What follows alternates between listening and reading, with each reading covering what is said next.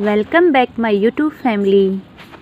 तो आज हम बात करते हैं एक फर्टिलाइज़र के बारे में, जो कि अपने आप में एक कंप्लीट फर्टिलाइज़र है और जो कि बहुत ज़रूरी है प्लांट्स के लिए।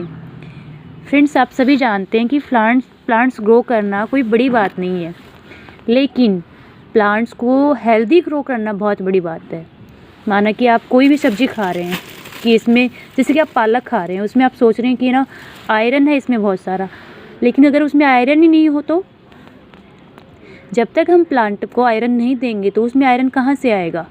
तो उसके लिए हमें उसे कुछ कंपोस्ट डालना होगा उसमें, मिट्टी में, या कुछ फर्टिलाइज़र, लिक्विड फर्टिलाइज़र देना होगा, कुछ तो देना होगा ना। और सबसे ज़रूरी बात है कि वो क्या हो, ऑर्गेनिक हो।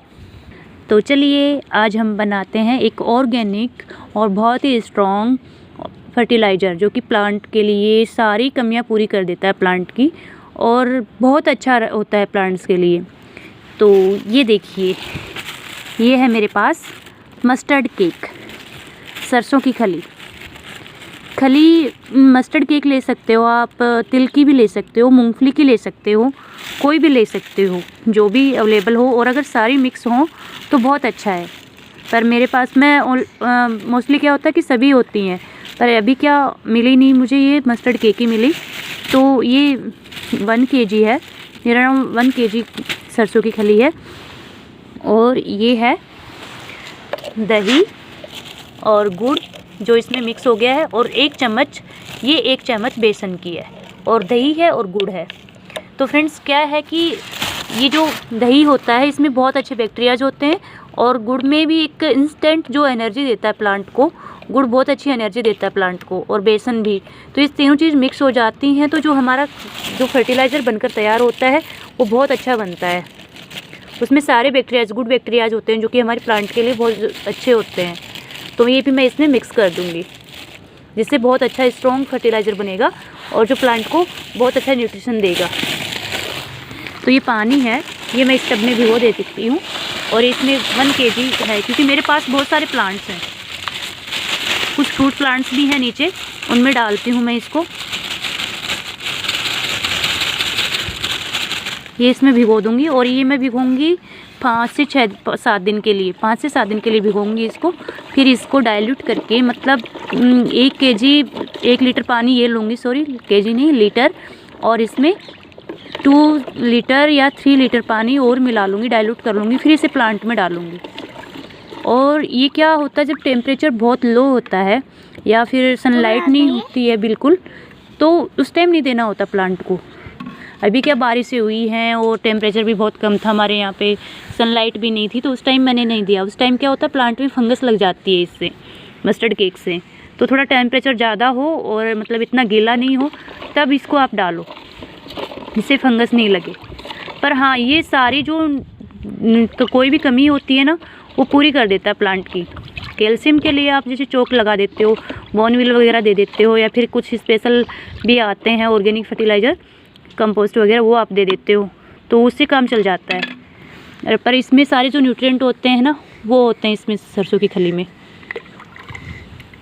ये मैंने इसमें दही और ये बेसन का जो मिक्सचर है ये डाल दिया, इसमें गुड़ भी था, और ये तैयार हो जाएगा। और जब मैं इसको प्लांट्स में डालूँगी तब आपको बताऊँगी कि मैं कैसे डालती हूँ। मैं यही डालती हूँ बस।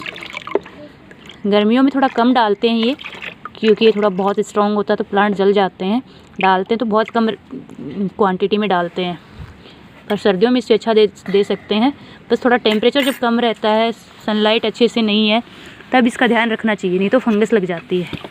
अब इसको हम दिन में 2 बार ऐसे चला देंगे, और इसको अभी और पानी डाल दूँगी, इसको फुल कर दूँगी मैं। तो ये बिल्कुल बनकर तैयार हो जाता है अच्छा, और प्लांट्स के लिए बहुत अच्छा होता है। तो प्लांट्स का, जैसे हम टमाटर खा रहे हैं, अगर टमाटर में जो न्यूट्रिएंट हैं वो है ही नहीं, तो फिर उसको खाने का क्या मतलब है।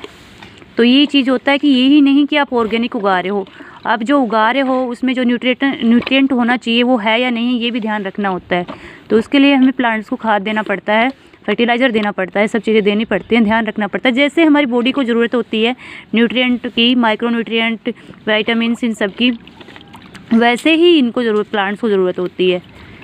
तो वो चीज़ें इनको देनी पड़ती हैं। जैसे कोई अपन गोबर का खाद डाल देते हैं, वर्मी कंपोस्ट दे देते हैं, या फिर ये सरसों की खली है। और इनऑर्गेनिक केमिकल में तो बहुत सारी चीज़ें होती हैं, बहुत सारी चीज़ें होती हैं, लेकिन वो चीज़ें हमें नहीं करनी है। हमें फिर इतनी मेहनत क्यों करनी है अगर केमिकल ही खाना है तो। इसलिए हम इसका ऑर्गेनिक ही सॉल्यूशन ढूंढते हैं। और आगे आगे मैं क्या क्या करती हूँ, कैसे कैसे ग्रो करती हूँ ऑर्गेनिक सब्जियाँ, वो सब मैं स्टेप बाय स्टेप आपको बताऊँगी। तो आप भी बहुत अच्छे से ग्रो कर सकते हो। बस मेरा मोटिव यही है फ्रेंड्स कि ना, शुद्ध उगाओ और शुद्ध खाओ, जिससे कि हेल्दी रह सको। चाहे आप वीक में 4 डेज ही सब्जियां खा लो, 4 डेज ही वेजिटेबल खा लो, लेकिन जो खा रहे हो वो हेल्दी खाओ। ये नहीं कि आप 2 सब्जियां खा रहे हो एक टाइम में, 2 सब्जियां हैं, 3 सब्जियां, लेकिन आपको पता ही नहीं आप क्या खा रहे हो। वो कब तो किसान उसे तोड़ता है, कब हमारे पास पहुंचती हैं, कोई पता नहीं होता उनका। और उसमें कहाँ न्यूट्रिशन बचता है जब वो इतनी बासी हो जाती है तो। और फिर घर पे उगा रहे हो आप, एक हैंड टू हैंड तोड़ रहे हो, हैंड टू हैंड खा रहे हो उसे, तो कितना सोचो उसकी न्यूट्रिशन वैल्यू कितना बढ़ जाएगी। और एक बासी सब्जियां ला रहे हो मार्केट से, और इतने सारे फर्टिलाइज़र केमिकल डाल डाल कर वो लोग ग्रो करते हैं। कैसा पानी है, क्या है, आपको कोई आइडिया नहीं है। तो बीमारियाँ, इसीलिए इस बीमारियों का सबसे मेन कारण है वो यही है। तो प्लीज़ फ्रेंड्स, अगर आपको अच्छा लगे तो लाइक एंड शेयर और सब्सक्राइब ज़रूर करना मेरे चैनल को। और बहुत बहुत धन्यवाद। शुद्ध उगाओ, शुद्ध खाओ। Thank you.